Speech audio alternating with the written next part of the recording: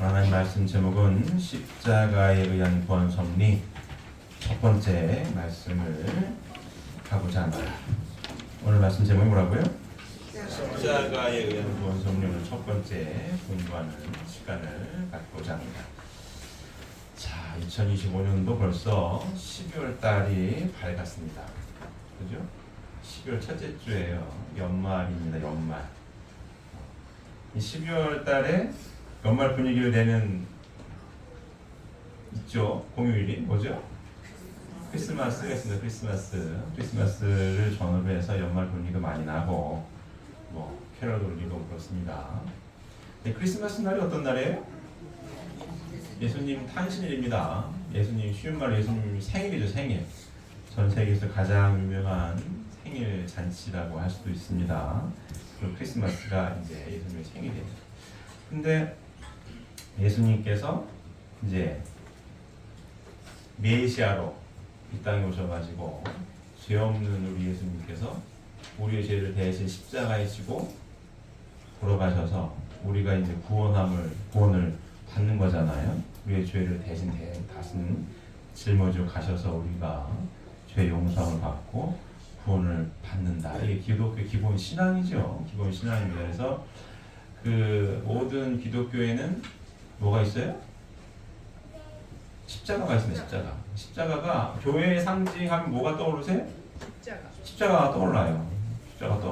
모든 교회는 십자가를 딱 내세웠어요. 십자가가 원래 2000년 전에 그 당시에 죄수들의 사형 틀이죠. 사형 틀이었어요. 근데 예수님이 죄 없는 예수님께서 하나님 독생자 예수님이 우리 죄를 대신 짊어지고 이제 경계 가셔가지고 우리가 구원을 받는다. 이게 기독교의 기본 신앙이고, 그래서 예수님이 십자가에서 돌아가시고 부활하신 후에 교회를 상징하는 것은 십자가입니다. 십자가 맞습니까? 네. 근데 우리 통일교회는 십자가가 있어요, 없어요? 없어요. 이게 차이점이죠. 외관상 보이는 가장 큰 차이점을 하나 꼽아라. 십자가가 없어요. 우리 십자가가 없습니다. 근데 오늘 말씀 제목이 뭐예요? 십자가에 의한 구원 섭리예요. 십자가에 의한 구원 섭리. 근데 우리 통일교회가 그러면은 예수님의 십자가의 구원을 부정하느냐? 그렇지 않습니다. 예수님의 십자가의 구원을 당연히 인정을 해요. 당연히 인정을 하는데 약간의 관점의 차이가 있는 게 예수님의 십자가의 구원에 쉬운 말로 한계가 있다라는 게 우리 성경의 말씀을 믿고 있는 재림님께서 밝히신 내용을 믿고 있는 저희가 믿는 신앙이에요. 예수님의 십자가의 구원을 믿는데 완전한 구원이 아니고 한계가 있더라. 그리고 예수님께서 메시아로 오셨던 전적인 목적은 십자가의 구원을 통해서 한계 있는 구원을 하러 오신 게 아니다 라는 게 기본 저의 신앙 내용이에요. 쉬운 말로 차선책이었지, 예수님이 하나님께서 그토록 4,000년 동안 예수님이 기준을 보게 되면 4,000년 동안 선민을 택해가지고 수많은 선지자들을 보내면서 메시아를 보낼 것을 약속하셨잖아요. 약속을 하셔서 메시아께서 오셨는데 십자가에 못 박혀 돌아가시는 걸로 한계 있는 구원을 하시려고 오신 게 아니다. 십자가의 구원을 믿지만 어떻게 보면 하나님 입장에서 보게 되면 가슴 아픈 일이고 차선책일 수밖에 없었다라고 저희가 믿고 있습니다. 이게 통일교의 차이점이, 저희가 구원론이 다르다고 했잖아요. 그 차이점이 있는 거예요. 그럼 십자가의 구원의 그 한계가 무엇이며 예수님의 십자가에 의한 이 구원 섭리가 과연 무엇인지 그 내용을 재림님께서 밝히신 그 내용을 좀 더 구체적으로 공부하는 시간을 갖고자 합니다. 자, 보시면 메시아로 강림하셨던 예수님의 목적, 여기 보면 예수님이 메시아로 강림하셨던 목적은 타락 인간을 완전히 구원하시려는 데 있었던 것이므로 결국 복귀 섭리의 목적을 이루시려는 데 있었다. 그러므로 예수님은 천국을 이루셔야 했으며 따라서 지상 천국을 먼저 이루셔야 했었다. 이렇게 설명하고 있습니다. 자, 동의하십니까? 자, 다시 보시면 예수님이 메시아로 강림하셨던 목적은 타락 인간을 어떻게 보내요? 완전히 구원하시려는 데 있었던 것이므로 결국 복귀 섭리의 목적을 이루시려는 데 있었다. 이렇게 설명하고 있습니다. 자, 복귀 섭리가 뭐라고요? 뭐죠? 하나님의 창조 목적을 다시 찾아 세우는 재창조습니다. 맞습니다. 하나님의 창조 목적을 다시 찾아 세우시려는 재창조의 섭니다. 하나님의 창조 목적이 뭐예요? 왜 창조하셨어요? 기쁨을 누리시고자. 그럼 하나님께 기쁨을 돌려드릴 수 있는 주인공이 누구라고요? 하나님의 형상대로 지음받은 아들, 딸, 인간. 인간의 3대 축복의 말씀을 허락하셨고 인간이 3대 축복의 말씀을 이루어서 어떻게 살 때? 행복하게 살 때에 누가 가장 기뻐하신다고요? 하나님께서 가장 기뻐하신다. 그러니 복귀 섭리의 목적을 이루시려는 것은 결국 뭐예요? 예수님은 천국을 이루셔야 했던 거죠. 쉬운 말로 인간이 3대 축복 말씀을 이루어서 행복하게 살아가는 천국을 이루셔야 했으며 따라서 지상 천국을 먼저 이루셔야 했었다라고 설명하고 있는 겁니다. 동의하십니까?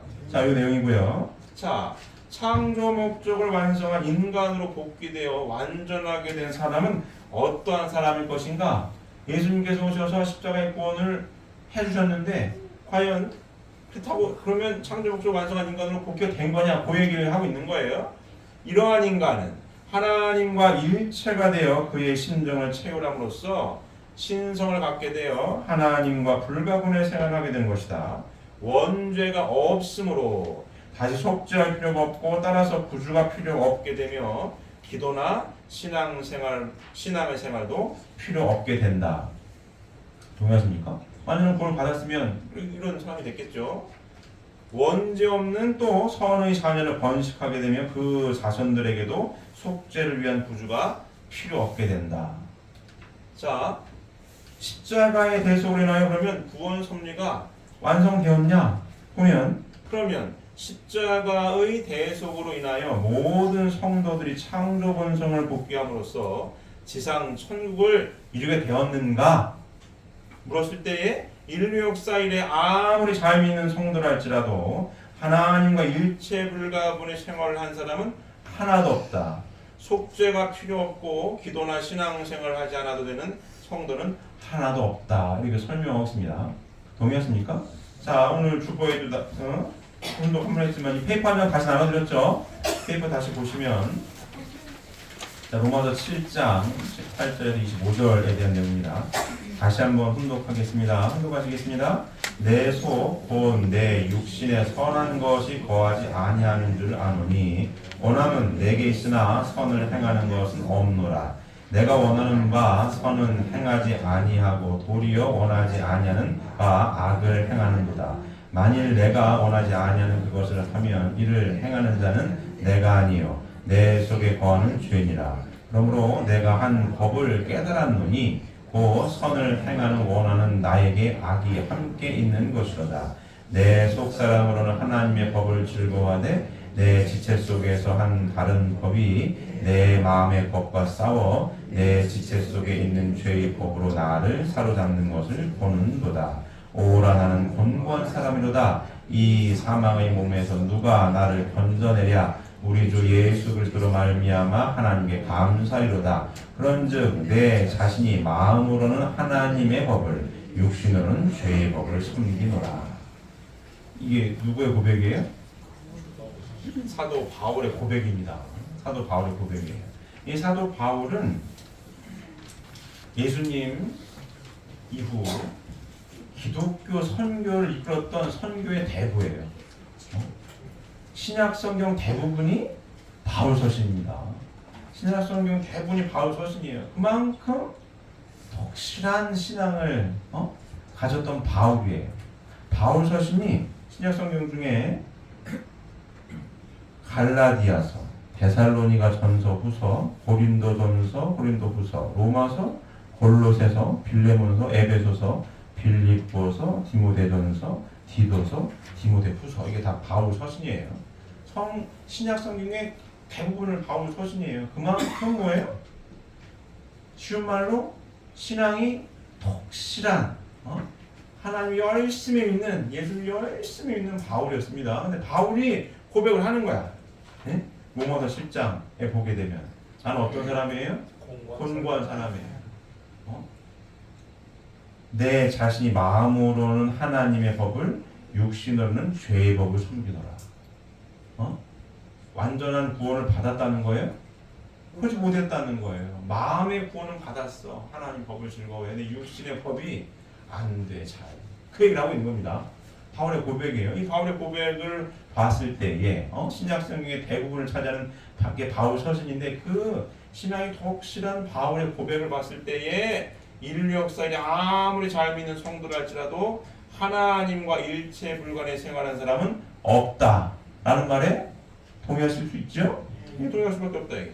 속죄가 필요 없고 기도나 신앙생활을 하지 않아도 되는 성도는 하나도 없는 겁니다. 다음 보시면 아무리 잘 믿는 부모라 할지라도 자식에게 여전히 원죄를 유전하고 있다. 그것은 십자가에 의한 속죄가 원죄를 완전히 청산하지 못하였으며 따라서 창조 본성을 완전히 복귀하지 못하였다는 사실을 말해주고 있는 것이다 라고 설명하고 있습니다.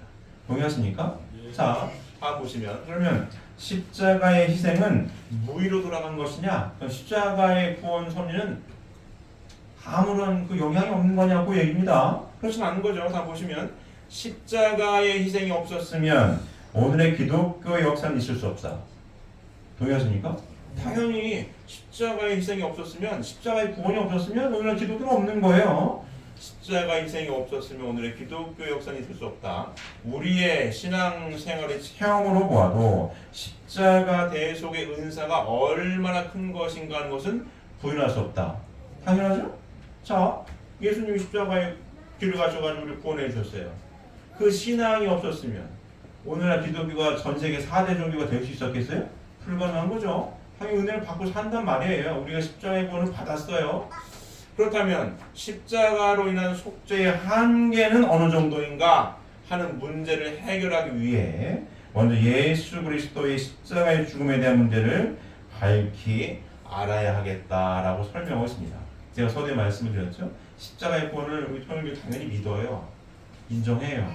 하지만 한계가 있더라 라는 게 저희의 공부하고 있는 내용입니다. 자, 다시 보시면 예수님의 십자가의 죽음 보면 성경상에 나타난 사도들의 언행을 중심 삼고 예수님의 십자가의 죽음이 당연한 것이었던가 하는 것을 알아보기로 하자. 사도들이 공통적으로 예수님의 죽음을 억울하게 여김으로써 분개하고 서러워했다. 그리고 예수님을 십자가에 내준 유대인들의 무지와 불신을 통분히 여겼으며 그들의 행위를 해영무던 것으로 여겨 저주하였다. 이것으로 보아 예수님은 온당치 않은 죽음의 길을 걸어가셨다는 것을 짐작할 수 있다. 이렇게 설명하고 있습니다. 자, 페이퍼 보시면 사도행전 7장 51절에서 53절에 있는 내용 같이 혼독하시겠습니다.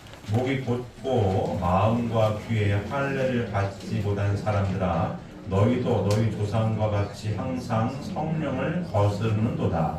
너희 조상들이 선지자들 중에 누구를 박해하지 아니하였느냐? 의인이 오시리라 예고한 자들 그들이 죽였고 이제 너희는 그 의인을 잡아준 자요 살인한 자가 되나니 너희는 천사가 전한 율법을 받고도 지키지 아니하였도다 하니라. 이 의인을 어떻게 했어요? 잡아 죽였대잖아요. 이 사도들이 통분히 예수님이 돌아가실 분이 아닌데 쉬운 말로 잡아 죽였어. 통분히 여기는 그 내용입니다. 다음 보시면 하나님의 섭리를 보자 이거죠. 하나님의 섭리를 보아서 알아보기로 하자. 하나님은 아브라함의 후손에서 이스라엘 서민을 부르시었고 육성하시고 때로는 고난과 시련으로서 인도하셨다. 그리고 많은 선지자들을 보내시어 위로하시며 장차 메시아를 보낼 것을 굳게 약속하셨다. 성막과 성전을 지음으로써 메시아를 맞을 준비를 하게 하시고 동방박사 시몬 안나 세례요한을 보내시어 메시아의 탄생과 그의 현현을 널리 증거하셨다. 그죠? 구약 성경을 쭉 보면 이 내용이에요. 예수님 메시아를 보낼 것을 계속 약속하시고 선지자를 통해서 예언하셨다는 얘기입니다. 그 이유는 뭐겠어요? 메시아를 보냈을 때 어떻게 하라고? 메시아를 잘 믿으라고. 그리고 계속 하신 거예요. 많은 선지자를 보내시어 위로하시며 장대 메시아를 보낼 것을 굳게 약속하셨다. 성막과 성전을 지음으로써 메시아를 맞을 준비를 하게 하시고 동방박사 시몬 안나 세례요한을 보내시어 메시아의 탄생과 그의 현현을 널리 증거하였다. 왜 증거하는 거예요? 메시아를 어떻게 하라고? 잘 믿으라고 증거하셨습니다. 하나님의 위대한 세례요한까지 보내시어 예수님을 메시아로 증거하게 하셨던 것은 유대인으로 하여금 예수님을 믿게 하기 위함이었던 것이다. 따라서 하나님의 뜻대로 살아야 할 이스라엘은 그를 메시아로 믿어야만 했었다. 동의하십니까? 당연히 하나님 준비한 메시아를 믿어야 하는 게 맞는 거예요. 이스라엘이 예수님을 십자가의 죽음길에 내준 것은 그들이 하나님의 뜻을 반하여 예수님을 메시아로 믿지 못했기 때문이다.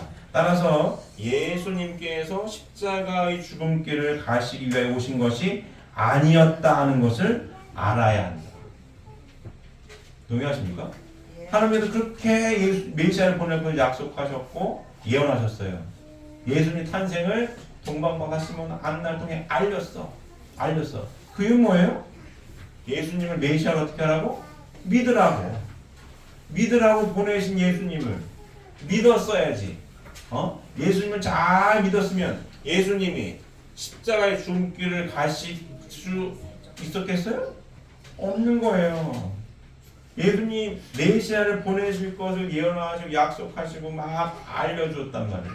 근데 안 믿으니까 예수님이 십자가의 길을 가실 수밖에 없었던 거다. 요 얘기를 하고 있는 겁니다. 자, 한번 보시면 예수님 자신의 언행을 보아서 예수님 자신의 언행으로 보아서 알아보기로 하자. 예수님은 어떻게 말씀하셨나 유대민족들에게. 예수님은 유대인들로 하여금 자기를 메시아로 믿을 수 있도록 언행하셨다. 요한복음 6장 29절에 제자들이 어떻게 하면 하나님의 일을 할 수 있을 것인가 라고 물었을 때에 하나님이 보내신 자를 믿는 것이 하나님의 일이니라 라고 대답하셨습니다. 자, 요한복음 보실까요? 요한복음 6장 28절에 9절, 35절에 36절 두 달러 같이 운동하시겠습니다. 그들이 묻되 우리가 어떻게 하여야 하나님의 일을 하오리까? 예수께서 대답하여 이르시되 하나님께서 보내신 일을 믿는 것이 하나님의 일이라 하시니 예수께서 이르시되 나는 생명의 떡이요 내게 오는 자는 결코 줄이지 아니할 터이요 나를 믿는 자는 영원히 목마르지 아니하리니까 그러나 내가 너희에게 이르기를 너희는 나를 보고도 믿지 아니하는도다 하였더라. 예수님이 뭐라고 하시는 거예요? 하나님의 일을 하면 하나님의 일을 어떻게 하는 게 하나님의 일을 하는 거예요? 라고 물었을 때 예수님 답변이 뭐예요? 나를 믿어라. 하나님께서 보내신 메시아 나를 믿는 것이 하나님의 일을 하는 거다. 맞습니까? 예수님 말씀 뭐예요? 나를 믿어줘라. 하나님 나를 메시아로 보냈어. 나를 믿는 게 하나님의 일을 하는 거야. 예수님 답변이었습니다. 왜? 하나님께서 메시아를 보낸다고 구약 시대 동안 4,000년 동안 준비하셨잖아요. 응? 선제를 통해 메시아를 보내줄 거니까 잘 믿어야 돼 했고 드디어 예수님이 메시아로 오셨단 말이에요. 제자들이 물어 하나님의 일을 하면 어떻게 해야 되는 거예요? 라고 물었을 때 하나님이 준비한 메시아 나를 믿는 게 하나님의 일을 하는 거야 라고 답변하신 겁니다.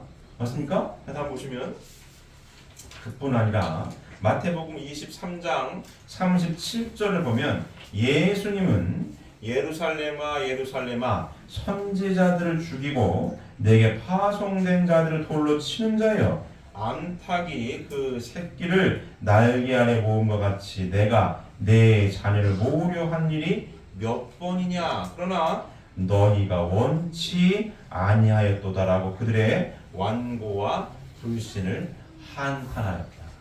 자, 다시 보실까요? 다음 단락 마태복음 보겠습니다. 23장 37절에서 38절 같이 교독하시겠습니다.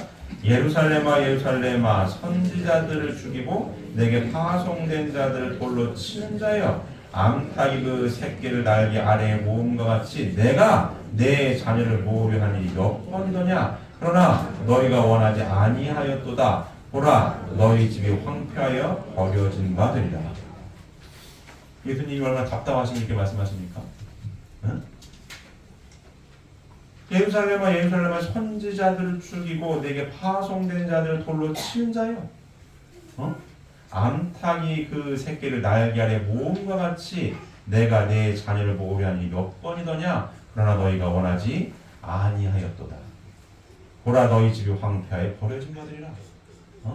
예수님이 메시아로 오셔서 이스라엘 선민을 암탉이 그 날개 새끼를 품으려 하는 것처럼 품으려고 하는데 구원해 주려고 하는데 사랑하려고 하는데 어떻게 한다는 거예요? 왜 원하지 않느냐? 몇 번을 내가 했는데 왜 원하지 않느냐? 왜 믿지 않느냐? 라고 한탄하시는 겁니다. 맞습니까? 한탄하시는 거예요. 다음 또 보겠습니다. 다음 그 뒤에 요한복음 5장 있죠? 5장 36절 또 5장 43절 보겠습니다. 같이 교독하시겠습니다. 내게는 요한의 증거보다 더 큰 증거가 있으니 아버지께서 내게 주사 이루게 하시는 역사 곧 내가 하는 그 역사가 아버지께서 나를 보내신 것을 나를 위하여 증언하는 것이요 또한 나를 보내신 아버지께서 친히 나를 위하여 증언하셨느니라. 너희는 아무 때에도 그 음성을 듣지 못하였고 그 형상을 보지 못하였으며 그 말씀이 너희 속에 거하지 아니하니 이는 그가 보내신 이를 믿지 아니함이라. 너희가 성경에서 영생을 얻는 줄 생각하고 성경을 연구하거니와 이 성경이 곧 내게 대하여 증언하는 것이니라. 그러나 너희가 영생을 얻기 위하여 내게 오기를 원하지 아니하는도다. 성경이 누굴 증거하는 거예요? 나를 증거하는 건데 왜 나를 안 믿냐? 이 말씀을 하시는 겁니다. 다음 또 분독하시겠습니다. 나는 내 아버지의 이름으로 왔음에 너희가 영접하지 아니하나 만일 다른 사람이 자기 이름으로 오면 영접하리라. 너희가 서로 영광을 취하고 유일하신 하나님께로부터 오는 영광은 구하지 아니하니 어찌 나를 믿을 수 있느냐? 내가 너희를 아버지께 고발할까 생각하지 말라. 너희를 고발하는 이가 있으니 곧 너희가 바라는 자 모세니라. 모세를 믿었더라면 또 나를 믿었으리니 이는 그가 내게 대하여 기록하였음이라. 그러나 그의 글도 믿지 아니하거든 어찌 내 말을 믿겠느냐 하시니라. 예수님 얼마나 답답하시면 이 말씀 하십니까? 예수님이 답답함이 느껴지십니까? 잘 보세요. 요한복음 5장 43절에서 47절의 말씀 잘 보십시오. 나는 내 아버지의 이름으로 왔음에 하나님의 이름으로 난 메시아야 이 얘기입니다. 나는 내 아버지 하나님 아버지의 이름으로 왔음에 너희가 영접하지 아니하나. 하나님의 이름으로 내가 메시아로 왔는데 너희가 영접하지 않아. 그런데 만일 잘 보세요. 만일 다른 사람이 자기 이름으로 오면 영접한다. 굉장히 중요한 얘기입니다.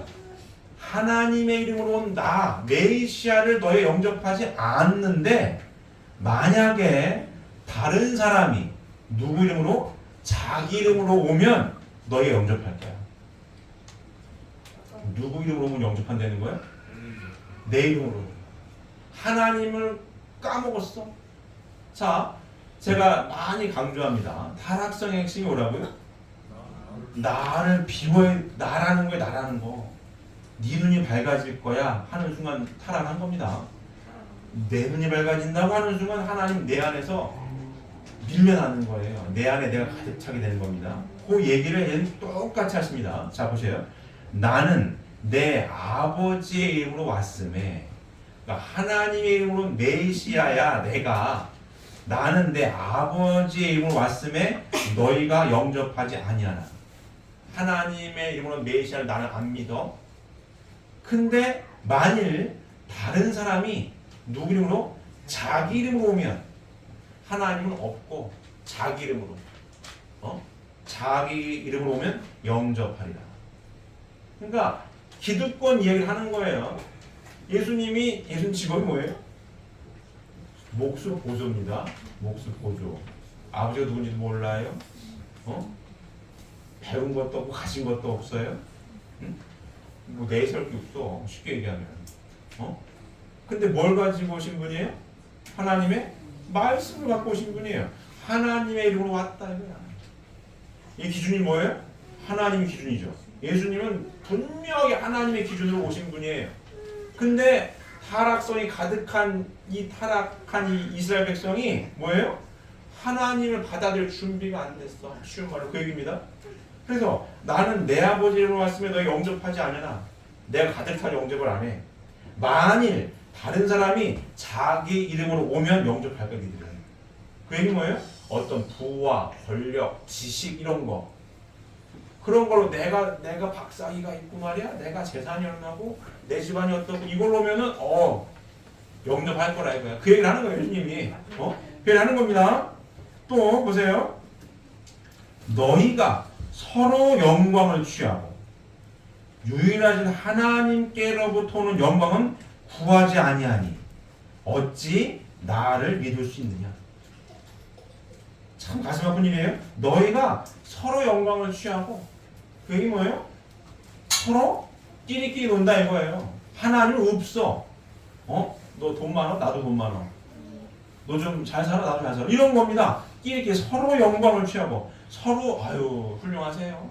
아유 당신도 훌륭해요. 뭐 그렇게 기득권.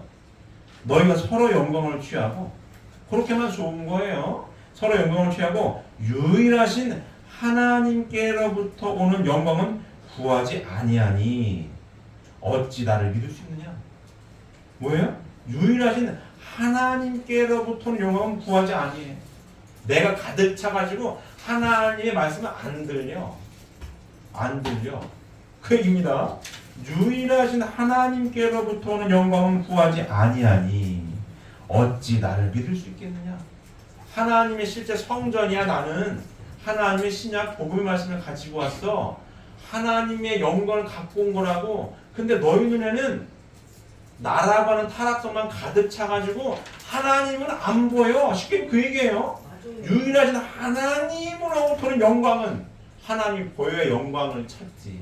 내가 가득 차가지고 안 보인다는 얘기입니다. 유일하신 하나님께로부터 오는 영광은 구하지 아니하니 하나님의 실제 성전으로 온 나에 대해서 보겠느냐? 안 보이지? 그러니까 어떻게 나를 믿겠느냐? 그 얘기를 하는 겁니다. 내가 너희를 아버지께 고발할까 생각하지 말라.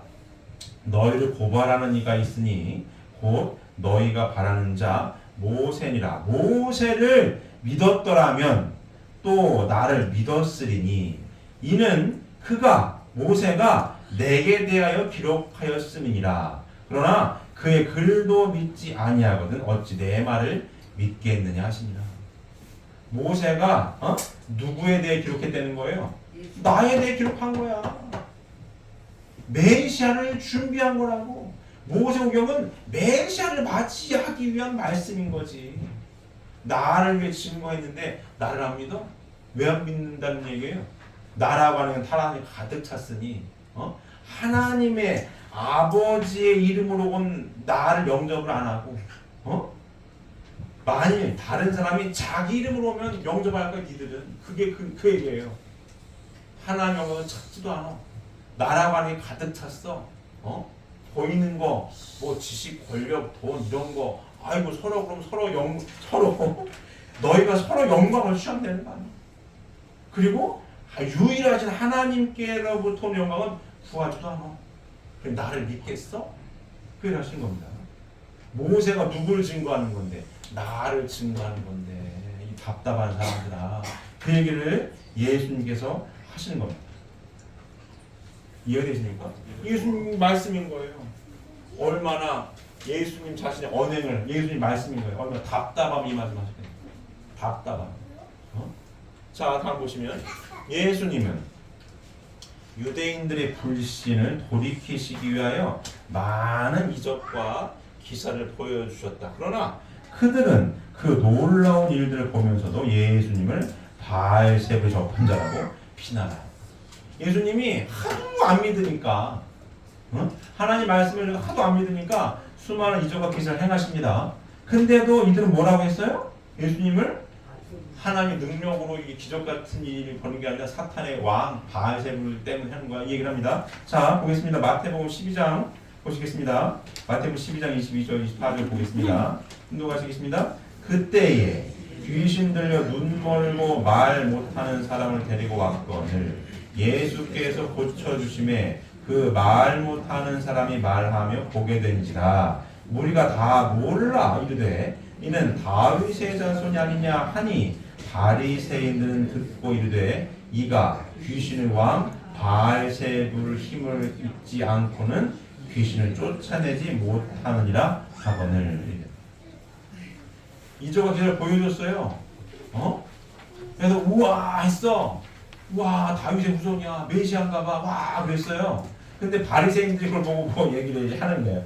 바리새인들은 듣고 이르되 이가 귀신의 왕 바알세불을 힘입지 않고는 귀신을 쫓아내지 못하느니라 하거늘. 참 답답한 거죠 이게. 이 바리새인들이 누구예요? 그 당시에 쉬운 말로 기득권층입니다. 권력자들 입장에서는 예수님이 눈에 가시 같은 거예요. 왜? 정치적으로 보게 되면은 자신들이 쌓아놓은 이 기득권층을 흔드는 얘기를 하는 거거든요. 예수님 흔들어 자꾸 하나의 듣도 보도 못한 얘기를 하면서 흔들어 질서를 깨려고 해. 자기들은 이 꼭대기에 앉아 있어가지고 좋은데 부와 권력을 누리는데 예수님이 막 혼내준단 말이에요. 지난 시간에 제가 얘기했죠. 그 당시에 이 예배당 안에는 들어갈 수 있는 사람과 들어갈 수 없는 사람이 정해져 있었어요. 들어오신 사람은 쉬운 말로 기득권층의 바리새인들 앞줄부터 앉아가지고 기도를 한다니까요. 기도 내용이 그거예요. 내가 저 바깥에 여기 들어오지도 못하는 밖에서 기도하는 사람들과 다른 거에 감사합니다. 이게 그랬다니까. 예수님 막 혼내주는 거예요. 잘못됐다. 하나님은 누구다? 우리 아버지다. 공평하신 분이야. 소유된 자 하나님이야. 예수님 제자들 다 소유된 자들이죠. 기득권층이 아니에요. 다 쉬운 말로 무지랭이들, 세리 어부 창녀, 이 사회의 이 밑바닥에 있는 사람들이에요. 근데 그들한테 얘기한다. 예수님 뭐라고 얘기해요? 하나님은 우리의 아버지야. 공평하신 분이야. 동등해졌다. 바리새인들은 그게 싫어. 동등하면 안 되는데 이거. 나 여기 앉아있는 사람들이고 저 밖에 있는 무지랭이랑 똑같다 하면 이게 말이 돼? 이렇게 되는 겁니다. 그럼 안 되지. 그럼 예수님을 쉬운 말로 깎아내리는 거예요. 기적 같은 일 벌려도 저 바알세불 접해서 그런 거야. 인정을 안 해. 인정하는 순간 기득권층이 무너지거든. 그 기득권이라는 게 뭐예요? 결국은 하나님이 기준이 된 게 아니죠. 누가 기준인 거예요? 다. 내가 힘이 있고 내가 돈도 있고 권력도 있는데 내 거를 지금 흐트러뜨리려고 해? 기준이 뭐예요? 나야. 하나님은 기준이 아니야. 하나님 기준이 밀렸어. 아니 저 더벅머리 총각이 어느 날부터 자꾸 저래 쌌네 저거 이렇게 되는 겁니다. 그러면 내가 권력이고 기득권 흐트러지는데 저 눈에 가시 같네. 근데 어느 날 막 기적 같은 일 막 벌려. 아니 저거 인정하면 안 되겠는데 거꾸로 바알세불 접해가지고 그런 거야. 저 이상한 놈이 이렇게 되는 겁니다. 지금 이게 철저하게 누가 기준이 되는 거예요 지금? 내 거, 내가 가진 게 얼마나 이게 기준되니까 여러분들 계속 안 믿고 저렇게 자꾸 몰아붙이는 거예요. 이에 예수님은 요한복음 10장 38절에 나를 믿지 아니할지라도 그 일은 믿으라. 그러면 너희가 아버지께서 내 안에 계시고 내가 아버지 안에 있음을 깨달아 알리라고 말씀하셨다. 자, 요한복음 10장 38절 볼까요? 요한복음 10장 38절 보게 되면 공독하시겠습니다. 내가 행하거든 나를 믿지 아니할지라도 그 일은 믿으라. 그러면 너희가 아버지께서 내 안에 계시고 내가 아버지 안에 있음을 깨달아 알리라 하시니. 요즘 얼마나 답답하면 있겠어요? 얼마나 답답하면 내가 행하거든 나를 믿지 아니할지라도. 자, 나는 그래 쉬운 말로 니들 말대로 내가 배운 것도 없고 돈도 없고 권력도 없어. 그래 나를 못 믿는다 진짜. 근데 이 기적 같은 일은 내가 하지 않니? 나를 못 믿겠는데 내가 하나님을 가지고 좀 믿어줘라. 내가 무슨 능력 하겠니? 하나님의 능력으로 하는 거야. 하나님 나와 함께 하시는 거야. 야 행색이 초라하다고 해서 나를 못 믿겠으면 내가 하는 일을 갖고 좀 믿어줘. 하나님의 아들로 왔다니까 내가 그 얘기를 하는 거예요. 근데 이들이 믿어 안 믿어? 안 믿어. 답답한 일이죠. 이스라엘로 하여금 그를 믿게 하는 것이 하나님의 뜻이었기 때문에 예수님 자신도 이와 같이 저들에게 자기를 믿을 수 있도록 언행을 하셨던 것이다. 자, 위에서 논증한 모든 사실로 보아 예수님의 십자가의 죽음은 하나님의 예정에서 온 필연적인 것이 아니라 유대인들의 무지와 불신의 결과로 온 것임을 알 수 있다. 그러므로 고린도전서 2장 8절에 이 지혜는 이 세대의 관원이 하나도 알지 못하였나니 만일 알았더라면 영광의 주를 십자가에 못 박지 아니하였으리라고 증거했던 것이다. 자, 고린도전서 볼까요? 고린도전 2장 8절 같이 읽어가시겠습니다. 이 지혜는 이 세대의 통치자들이 한 사람도 알지 못하였나니 만일 알았더라면 영광의 주를 십자가에 못 박지 아니하였습니다. 참 가슴 아픈 내용입니다 이게. 이 지혜는 이 세대의 통치자들이 한 사람도 알지 못하였나니 만일 알았더라면 영광의 주를 십자가에 못 박지 아니하였으리라. 누가 몰랐다는 거예요? 통치자들이. 누구라고요? 통치자들이. 기득권층. 쉬운 말로 가진 자들. 몰랐다 이거. 몰라서 어떻게 해요? 십자가에 못 박았다. 알았더라면 알았더라면 영광의 주를 십자가에 못 박지 아니하였을 것이다. 이 세대 관원, 이 세대 통치자들이 하나도 몰랐어. 한 명도 몰랐다. 한 명도 몰랐어. 알았더라면 영광의 주를 십자가에 못 박지 아니하였으리라. 가슴 아픈 일입니다 이게. 예수님은 십자가에 못 박혀서 돌아가시기 오신 분이 아닌 거예요.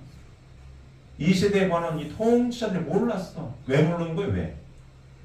나라고 하는 욕심 때문에, 나의 기득권 때문에. 어떻게 보게 되면 이 그 당시의 기득권들 통치자들 입장에 봤을 때는 정치적으로 보게 되면 뭐라고 표현해야 되나? 이 기득권 이 체제를 뒤집어 엎으려고 하는 정치 혁명을 하려고 하는 것처럼 보였을 수 있는 거예요 이게 지금. 이 체제를 흔드네? 이 체제를 무너뜨리려고 하네? 그럼 누가 무너지는 것처럼 느끼는 거예요? 내가 무너지는 것처럼 느끼는 거야. 하나님이 기준이 아닌 거야. 내가 이 질서를 세워놨는데, 내가 이 질서 가운데, 내가 이 체제 가운데 위치가 여기인데 이걸 뒤집어 엎으려고 하네? 그럼 안 되지? 이런 거예요. 하나님은 없는 거예요. 내가 지금 갖고 없고 가지고 있는 걸 가지고 뒤집어 엎으려고 하는 것처럼만 보였대. 그래서 영광의 주를 십자가에 못 박는 거예요. 이 세대의 관원, 이 세대 통치자들이 하나도 몰랐다 이거야.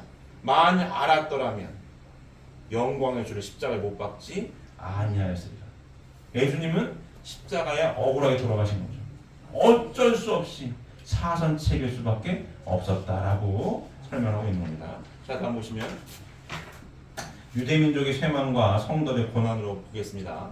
예수님이 돌아가신 후 이스라엘 선민이 쇠망한 것을 보아도 예수님은 유대인들의 불신으로 말미암아 십자가에 돌아가셨다는 것을 알 수 있다. 하나님이 아브라함으로부터 이스라엘 선민을 불러 2000년간이나 고난 가운데에서 이끌어 나오신 것은 예수님을 메시아로 보내시어 영원한 왕국을 이룩하시기 위함이었다. 맞습니까? 자, 예수님이 돌아가신 후 이스라엘 선민이 쇠망한 것을 보아도, 자 볼까요? 누가복음 19장 44절 보겠습니다. 누가복음 19장 44절 보겠습니다. 또 너와 및 그 가운데 있는 내 자식들을 땅에 메어 치며 돌 하나도 돌 위에 남기지 아니하리니 이는 내가 보살핌 받는 날을 알지 못함을 인식함이니라 하시니라. 이게 축복의 말씀입니까? 심판의 말씀, 저주의 말씀입니까? 심판하는 거죠. 저주하는 거예요.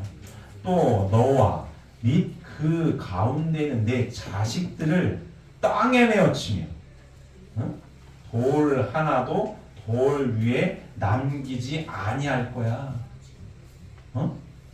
예수님을 십자가에 못 박혀서 돌아가시게 하는 것이 하나님의 뜻이었다면, 이스라엘 민족을 아브라함의 후손으로 선택하셔가지고 계속 쉬운 말로 훈련시키신 거 아니에요. 선지자들 통해 예수님이 오신다 예언도 알려주신 거 아니에요. 그럼 오신 예수님을 십자가에 못 박는 것이 하나님의 뜻이었다면 축복을 받아야지. 축복을 받아야지. 근데 하나님의 뜻이 아니었으니까 뭐라고 하는 거예요? 저주하는 거예요. 뭐라고 저주해요? 또 너와 및 그 가운데 있는 내 자식들을, 너뿐만이 아닌 네 후손들도 땅에 메어 치며 돌 하나도 돌 위에 남기지 아니할 거야. 큰 벌을 받는다는 얘기입니다. 너뿐만이 아니라 네 후손들 땅에 메어 칠 거고 돌 위에 돌 하나도 안 남길 거라고 심판 받는 겁니다. 왜? 십자가에 못 박았으니까. 다른 말 다시 표현하면 십자가에 못 박혀서 돌아가러 오신 분이 예수님이 아니란 얘기예요.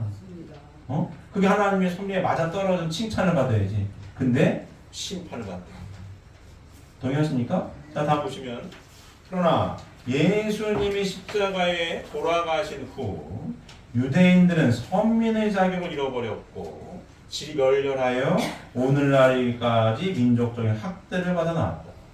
이것은 메시아를 살해함으로써 구원 섭리의 목적을 이루시지 못하게 하였던 그 범죄에 대한 벌이었다.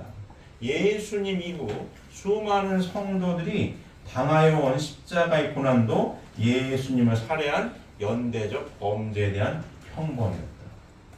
맞습니까? 예수님이 십자가에 못 박혀서 돌아가시기 위해 오신 분이 아닌 거죠. 이스라엘 민족 예수님 십자가에 돌아가신 후 아주 많은 고생을 하죠. 2000년 동안 이 히틀러가 나쁜 짓 했지만 어쨌든 유대인 학살도 하고 아주 쉬운 말로 천덕꾸러기 신세로 나라 없이 방황을 하는 이게 유대민족이었어요. 1940년대에 지금 이스라엘 지금 독립을 한 거지 않습니까? 예수님 돌아가신 후 2000년 동안 고생을 2000년 동안 왜 고생해요? 잘못했으니까. 예수님 믿어야 되냐? 안 믿었으니까. 안 믿고 싶대 못 박았으니까. 이 고생을 해가지고 뭐예요? 고생한 거예요. 예수님이 십자가에 못 박혀서 돌아가시기 오신 게 아니었다. 동의하십니까? 자, 그럼 우리는 이 말씀을 통해서 저희들이 이 말씀을 공부하고 항상 저희들의 삶에 적용시키고 우리 삶에 되돌아봐야겠죠. 저희의 모습을 보게 되면, 자, 다시 오마하고 약속하신 예수님이 다시 오셨다라고 믿는 사람들이 우리들이에요. 쉽게 얘기하면.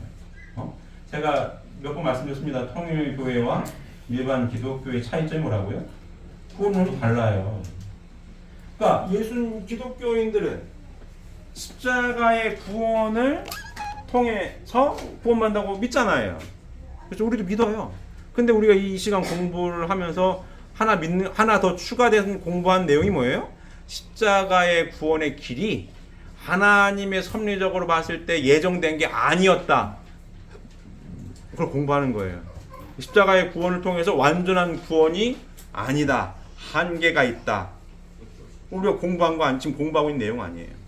어떻게 보면 억울한 죽음이었고 어쩔 수 없는 차선책이었다. 오늘 이제 다음 주에 이제 이 구원 섭리에 대한 두 번째 시간을 공부할 거예요. 그 내용 공부할 겁니다. 우리는 그러면 이 공부를 통해 가지고 재림주님이 오신 걸 믿어요. 맞습니까? 믿어. 구원론이 다르다고 했죠? 아직 기독교인들은 재림주님이 오셨다라고 믿질 않아. 십자가의 구원을 통해서만 구원받는다고 가고 있단 말이에요. 이 십자가의 구원이 하나님의 섭리를 비춰봤을 때에 예정된 게 아니었고 억울한 죽음이었고 차선책이었는데 그걸 잘 모르고 그냥 믿어. 믿고 바울 고백처럼 마음으로는 하나님의 법을 실거하는데 육신은 죄의 법을 따른다는 거 아니에요. 그래서 어떻게 바울 짧은 한 문장에 딱 한계가 정해져 있는 거죠. 예수님의 십자가의 구원을 통해서 마음의 구원을 얻지만 육신의 구원은 못 얻는다 이거요. 그 한계다라는 게 바울이 얘기를 한 거예요. 근데도 지금도 믿고 간다 얘기야. 그럼 어디에 구원은 받겠어요? 마음의 구원은 받아. 마음의 구원은 받고 믿어가지고 지상에서는 아직 지옥이니까 믿어가지고 마음의 구원은 받고 내가 죽으면 천국 갈 거야. 이렇게 믿는 거예요. 쉽게 얘기하면. 근데 우리는 어디 있다고요 지금? 복귀섭리 가운데 아담과 아담의 시작대가 쭉 와서 예수님, 우리는 재림주님 여기 있는 거 이렇게 여기 이렇게 여기 맞습니까? 성약 시대에 사는 우리들이에요. 우리들이 믿는 구원론은 뭐예요? 결과적으로 이 십자가에 의한 구원 섭리에 대한 내용을 알았으니까 완전한 구원을 얻기 위해서 다시 오마 예수님 약속하셨고 천국문은 누구한테 줬어요? 땅에 있는 베드로에 준 거 아니에요. 매이면 매이고 풀린 풀리니까 천국문을 어디서 풀어야 된다는 얘기예요? 지상에서 풀어야 된다는 거 아니에요. 그러니까 다시 오신 이 재림주님이 갖고 오신 성경의 말씀을 통해서 공부를 해보니까 어디에서 천국문이 열려야 되는 거예요? 지상에서. 기본 단위는 뭐예요? 가정에서.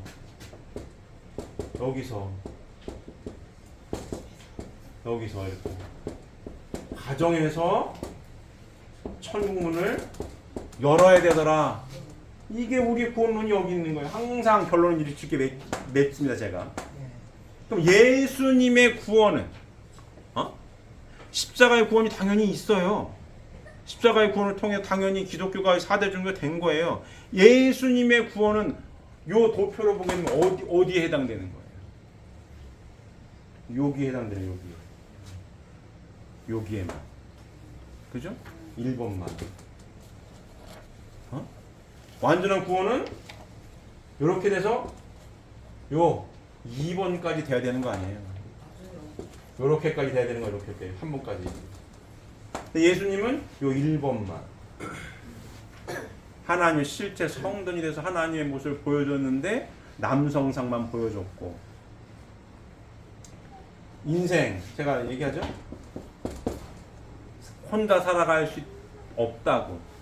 예수님은 혼자 살아가는 것만 보여줬다고. 혼자 살아가서는 행복할 수가 있습니까? 행복할 수가 없는 거예요. 그러면 내가 하나님께 기쁨을 돌려드릴 수 있는 주인공이 완전한 행복을 이루지 못했는데 하나님 완전히 기쁘시겠어요? 기쁠 수가 없다. 그래서 다시 오실 수밖에 없는 거고 다시 오셔서 주신 성령의 말씀이 요 말씀인 거예요. 혼자서는 행복할 수가 없다. 그래서 예수님이 다시 오실 수밖에 없다. 다시 오셔서 하나님을 중심하고 어떻게 해라? 3대 축복의 말씀을 이루어야 한다. 이 안에서 행복이 완성이 될 수 있다. 이게 결론입니다. 이게 결론인 거예요. 그래서 우리가 복귀성을 쭉 공부했을 때 요 하나님과 나와의 관계 여기 믿음의 기대라고 볼 수 있는 거고 믿음의 기대보다 뭐가 더 어려웠어요? 실체 기대가 어려웠지. 그래서 천국생활의 훈련 장소가 어디라고요?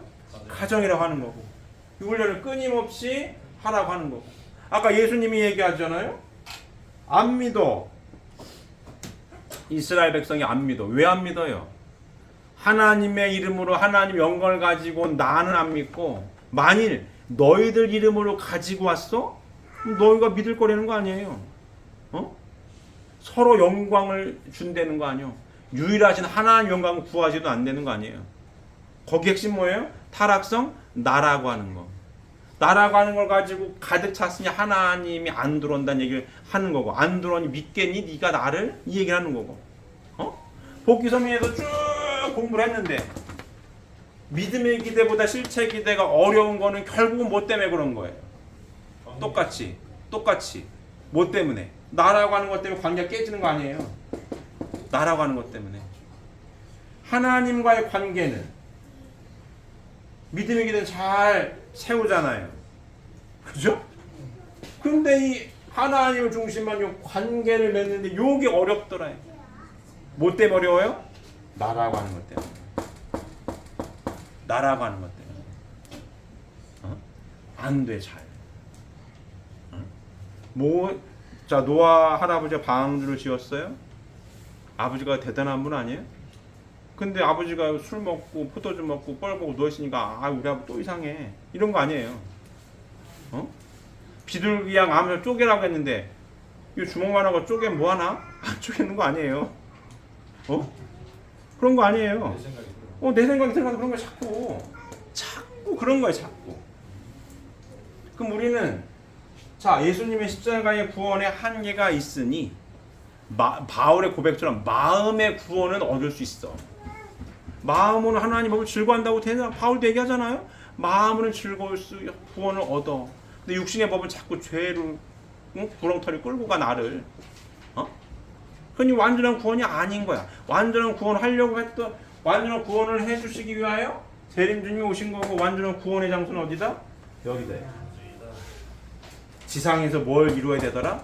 천국을 이루어야 되더라. 믿어서 천국 가는 게 아니고 여기서 이루어야 돼. 여기서. 그럼 천국문 열쇠는 누가 쥐고 있는 거예요? 남편은 누가 쥐고 있어요? 부인 쥐고 있는 거고, 부인은 남편이 쥐고 있는 거예요. 나 혼자는 돼요? 안 되잖아. 예수님 하나님과 하나 된 분인데 천국을 못 가잖아요. 요 이번 관계가 안 되니까, 없었으니까. 그럼 나 혼자는 아무리 내가 똑똑하고 잘나고 그래도 안 된다 얘기야. 완전한 구원이 안 돼. 누가 있어야 돼요? 사랑하는 배우자가 반드시 있어야 돼요. 사랑하는 배우자와 어때야 되는 거예요? 하나님이 중심이 되어서 하나가 돼야 되는 거예요. 그래서 아버님 성약의 말씀 수백 권의 함축된 말씀의 핵심이 뭐예요? 위하여 살아라. 삼사랑을 실천해라. 위하여 살려면 뭘 비워야 되는 거예요? 나를 비워야 위해주지. 나를 비워야 위해줄 수 있는 거예요. 아까 예수님이 이스라엘 백성을 막 뭐라고 하잖아요. 하나님의 이름으로 나는 니들이 안 믿고 니들 이름으로 믿잖아. 뭘 못 비워가지고 나를 못 믿는다는 거? 하나님 못 믿는 거예요? 나를 못 비우니까 하나님이 못 비우는 거예요. 그런 겁니다. 이해되십니까? 자, 참아버님이 1920년생이십니다. 약 2000년 후에 재림주님 이 땅에 오셨단 말이에요. 오셨을 때에도 초림 예수님 때랑 상황이 비슷합니다. 청년일 때 이 성령의 말씀을 알고 이 신령한 그 당시에 동양의 예루살렘이라고 불렸던 곳이 평양이에요. 거기 많았다고 막 예수님 재림주님이 온다고 막 계시받는 사람도 많고 막 그랬어요. 그 아버님이 갔는데 믿어요? 안 믿어. 계시는 받았는데 안 믿어. 새파랗게 젊은 청년이 어떻게 메시아야? 거기 막 계시받고 한 사람들 나이도 있고 막 신도들도 많은데 안 믿어. 왜 안 믿어요? 결국은 나 때문에. 내가 봤을 때 아닌 것 같은데. 예수님 때 대표적인 인물이 누구예요? 세례요한인 거예요. 세례요한입니다. 세례요한이 성령이 임했을 때 예수님을 메시아로 인정을 합니다. 인정을 해요. 메시아입니다. 인정을 하는데 성령의 역사가 끝나니까 그 인정을 했으면 뭐 해야 되는 거예요? 실천해야지. 실천해야지. 근데 영안의 눈이 거치니까 성령 역사 끝나니까 긴가? 이런 거죠. 쉽게 얘기하면. 아니 아무리 봐도 나보다 못난 것 같은데 이런 거죠. 사촌 동생이지 배운 것도 없지 아무리 봐도 아닌 것 같은데 계시를 받아가지고 인정을 했는데 뭘 못해요? 모시지 못했다. 모시지 못했어요. 결국은 똑같은 거죠. 이게 하나가 돼야 될 거 아니에요? 실체기도 이뤄야 될 거 아니에요? 그러면 메시아를 인정을 했어? 그럼 뭐 해야 되는 거예요? 모셔야지. 복음의 말씀을 갖고 왔으면 공부해야지. 그럼 원래는 세례 요한이가 제대로 뭔가 역할을 잘했더라면 예수님의 수제자는 베드로가 아니라 누가 돼야 되는 거예요? 세례 요한이 돼야 되는 겁니다. 세례 요한이 돼야 되는 거예요. 그러면 세례 요한이는 그 당시에 이스라엘 백성 가운데에 메시아 아니요? 저분이 할 정도로 존경받는 인물이었다. 근데 그 사람이 예수님을 메시아로 인정을 한 다음에 모시지 않으니까 이스라엘 백성이 아닌가? 그러니까 예수님 따라다니는 제자들이 있고 세례 요한 따라다니는 제자들이 있다는 거 아니에요, 이게. 원래는 세례 요한이가 예수님을 잘 모시고 받들었어야 될 거 아니에요? 그러면 제자들이 갈라질 것도 없고 같이 그럼 이스라엘 백성도 예수님을 믿었겠습니까? 안 믿었겠습니까? 믿었지. 저 위대한 세례 요한이 저렇게 극진히 모시는데 진짜 메시아가 맞나벼. 그리고 진짜 기적 같은 일을 막 하네. 하나님의 권능으로 이렇게 기적 같은 일을 버는 게 맞나 봐. 이랬을 거 아닙니까? 근데 세례 요한이 안 믿어. 안 믿었다기보다 모시질 않아요. 세례 요한의 말로가 좋지 않습니다. 세례 요한이가 당시 헤롯 왕이 빌립 자기 동생의 부인 헤르디아를 왕비를 맞이해요. 헤롯 왕이. 그러니까 세례 요한이가 막 그걸 가지고 뭐라고 이거 잘못됐다고 막 그래요. 그래서 깜빡이 잡혀갑니다. 잡아갔어. 잡아가니까 그때 세례 요한이가 깜빵에 가가지고 생각을 하는 거야. 내가 예수님을 메시아로 인정을 하고 모시지 않아가지고 깜빵에 왔나? 이 생각을 했는지 모르지만 세례 요한이가 세례 요한 제자들을 예수님한테 보냅니다. 옥중에 있을 때, 자 마태복음 11장 2절에서 6절인데 이건 저한테만 있어요. 자 요한이 옥에서 그래서 깜빵에 잡혀간 그 이후 얘기예요. 요한이 옥에서 깜빵에서 그리스도께서 하신 일을 듣고 예수님 하신 일을 듣고 자기 세례 요한 제자들을 보내요. 보내서 묻습니다. 예수께 여짜오되 오실 그 이가 당신입니까? 라고 물어요. 제자들을 통해서 물어보는 거예요. 깜빵에 있을 때 예수님의 일을 듣고 세례 요한이가 세례 요한 제자를 예수님께 보내서 묻는 질문이야. 이게 지금 이게 뭐냐? 예수께 여짜오되 오실 그 이가 그러니까 메시아가 당신이 오니까 아니면 우리가 다른 일을 기다려야 됩니까? 그러니까 이거 참 자기가 증거를 해놓고 메시아를 인정해놓고 아닌가? 헷갈린 거 아닙니까? 영화는 거지 아닌가? 헷갈려서 깜빵에 잡혀갔어. 잡혀가 보니까 내가 실수했나? 이런 거죠. 다시 물어. 당신 진짜 메시아 맞아요? 묻는 거예요. 당신 메시아 맞아요? 아니면 다른 분을 기다려야 돼요? 묻는 거예요. 그랬더니 예수님이 대답하여 이르시되 너희가 가서 듣고 보는 것을 요한에게 알리되 맹인이 보며 못 걷는 사람이 걸으며 나병 환자와 깨끗함을 받으며 못 듣는 자가 들으며 죽은 자가 살아나며 가난한 자에게 복음이 전파된다 하라. 이게 예수님 답변이었어요. 세례 요한 질문이 당신이 메시아예요? 아니면 또 기다려요? 물었더니 예수님 답변인 거야. 가서 그대로 전해라. 예수께서 대답하여 이르시되 너희가 가서 듣고 보는 것을 요한에게 알리되 맹인이 보며 못 걷는 사람이 걸으며 나병 환자가 깨끗함을 받으며 못 듣는 자가 들으며 죽은 자가 살아나며 가난한 자에게 복음이 전파된다 하라. 누구든지 나로 말미암아 실족하지 아니하는 자는 복이 있도다 하시니라. 얘는 답변이에요. 가서 전에 봉사가 좀 뜨고 안진뱅이 일어나고 못든 사람 들어. 죽은 자가 살아나. 그리고 가난한 자에게 복음이 전파되는 거야. 공평한 하나님이야. 누구든지 나로 말미암아 실족하지 아니하는 자는, 그게 뭐예요? 나를 철저히 믿는 자는, 나를 의심하는 자, 실족한 자 그거예요. 나를 메시아로 안 믿었다 이거 네가. 나를 메시아로 믿으면 누구든지 나로 말미암아 실족하지 아니하는 자는 복이 있다. 누구든지 나를 메시아로 믿는 자는 복이 있는 거야.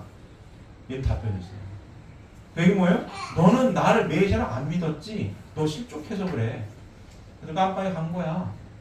이게 답변이었어요. 그리고 페이퍼에 보시면 마태복음 11장 11절 보시면 이게 답변이에요. 자, 누구든지 마태복음 11장 6절에 누구든지 나로 말미암아 실족하지 아니하는 자는 복이 있도다. 나를 믿는 자는 복이 있는 거야. 너 나 안 믿었지? 또 그래가지고 깜빡한 거야. 자, 마태복음 11장 11절에 또 같이 운동하시겠습니다. 내가 진실로 너희에게 말하노니 여자가 낳은 자 중에 세례 요한보다 큰 이가 일어남이 없도다. 그러나 천국에서는 극히 작은 자라도 그보다 크리라. 이 방점이 어디에 있는 거예요? 앞에 있는 거예요? 뒤에 있는 거예요? 뒤에 있는 거지. 세상에서 진실로 너희에게 말하노니 여자가 낳은 자 중에, 이거 이 세상에서 여자가 낳은 자 중에 세례 요한보다 큰 이가 일어남이 없다. 여자가 낳은 자 중에 큰 이지만 이는 나를 안 믿어가지고 실족해가지고 뭐예요? 천국에서는 극히 작은 자라도 그보다 크다. 천국에서는 이 말 뜻이 뭐예요? 하나님의 섭리로 봤을 때 그 얘기입니다. 천국에서는 그 천국 간다는 얘기 못 간다는 얘기요? 못 간다는 얘기지. 천국에서는 극히 작은 자도 세례요한보다 커. 하나님의 섭리를 이렇게 몰라? 이 답답한 사람아. 그 이런 거지. 천국에서는 극히 작은 자도 세례요한보다 큰 거야. 타락한 인류 여자가 낳은 자 중에는 크다고 인정받을지 모르나 하나님의 섭리 가운데의 뜻을 알고 실천해야 빛이 나는 거지. 그 섭리를 모르고 아무리 여자가 나니 자기가 큰일을 할지라도 천국에서는 하나님의 뜻을 봤을 때는 작은 자도 너보다 크다. 야. 그 얘기하는 겁니다. 예의 못난 사람아. 그러는 거예요. 이건 답변입니다. 얼마나 답답했으면. 자, 재림주님도 1920년생이신데 평양에서 신령한 영적 집단들이 많았어요. 예수님이 육신 쓰고 온다는 얘기도 많이 했습니다. 복중곤용이 많았어요. 그들이 믿어 안 믿어요? 안 믿어. 왜? 새빨간 젊은이거든. 안 믿어. 원래 재림주님은 이 통일교회를 만들 목적이 아니었어요. 교회를 만들어 오신 분이 아니에요. 재림주님이니까 기독교가 신부의 종교 아닙니까? 신랑 기다리는 거 아니에요. 준비간 기독교 기반 위에 메시아 신랑 오셔가지고 그 기반 위에 하나님 말씀을 펼치면 되는 거예요.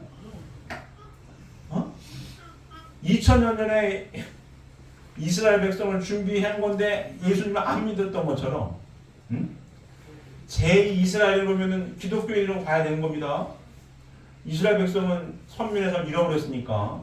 그러면 기독교 기반 위에 신랑이 오셔서 믿어야 되는데 안 믿어. 그래서 어쩔 수 없이 세계 기독교 통일 신령협회를 창립하시는 거예요.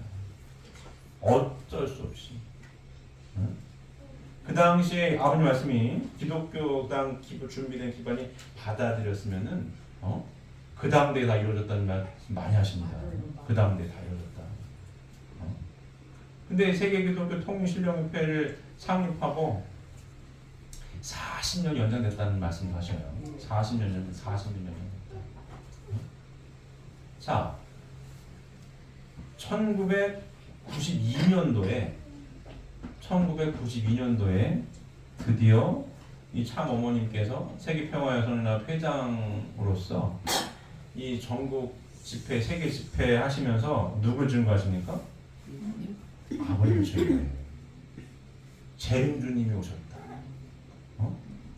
실제 신부가 원래 신부 역할을 기독교인들이 해야겠죠. 신부 종교니까. 근데 그거 안 했어. 한 40년 지나서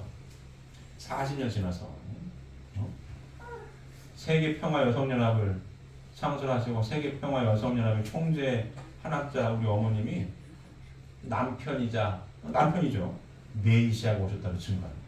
원래 아버님 메시아라는 얘기를 안 했어요. 그 전에 공식 석상에서 당신이 재림주라는 얘기를 하신 적이 없어요. 공식 석상에서 대대적으로 밝힌 게 그때 처음입니다. 92년도 어머님이 하는 거야. 신부 역할을 해야 할 기독교 기반이 믿지 않고 안에서 세계 기독교 통일신령협회를 창립하시고 세계평화여성 그리고 수많은 쭉 기반을 전 세계적 기반을 닦은 토대 위에 세계평화여성연합을 창설하시고 진짜 신부 어머님이 선포하셨어요. 우리 남편은 메시아 재림주다. 메시아를 선포하십니다. 그리고 뭐예요? 93년도에 성약 시대를 밝혔습니다. 재림주님으로 선포하고 그리고 재림주님 성령의 말씀을 갖고 오셔가지고 뭐예요? 구약, 신약, 성약 시대를 선포하시는 거예요. 93년도에 성약 원년입니다. 선포하시는 거예요. 그럼 쭉 진행이 됩니다. 지금까지 오는 거예요. 자, 지금 우리 교회가 시끄럽습니다. 시끄러워. 언론에도 맨날 나와. 노이즈 마케팅에는 진짜 성공을 했는데 맨날 나와. 자, 이 시점에서 우리 축복받은 축복가정이고 통일교인들이 오늘 이 십자가에 의한 구원 섭리에 대한 내용을 공부하면서 현 시대에 우리 교회의 모습을 한번 잘 되짚어볼 필요가 있습니다. 우리도 협회 창립이 54년도인가 그래요. 53년도가 4년 걸렸습니다. 그럼 몇 년 지난 거예요? 50년 훌쩍 지난 겁니다. 우리도 어쩌면 2000년 전에 이 바리새인들처럼 기득권화 됐을지도 몰라요. 이해가 되십니까?